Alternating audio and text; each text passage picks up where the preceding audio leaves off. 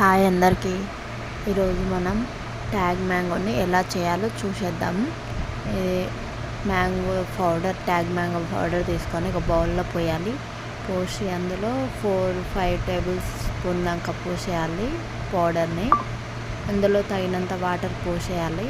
పోసి బాగా మిక్స్ చేయాలి. ఆ పౌడర్ కడిగేంత వరకు బాగా మిక్స్ చేయాలి.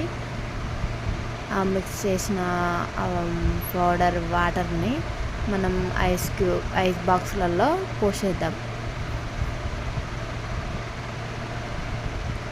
ఇలా ఐస్ బాక్స్లలో పోసేసి డీప్ ఫ్రిడ్జ్లో ఉంచేసుకున్నాం ఓవర్ నైట్. ఇలా డీప్ ఫ్రిడ్జ్లో తీసేసిన తర్వాత చూడండి ఎంత బాగా వచ్చినాయో. చాలా బాగుంది టేస్ట్ మాత్రం. మీరు కూడా ట్రై చేయండి. Thank you for watching.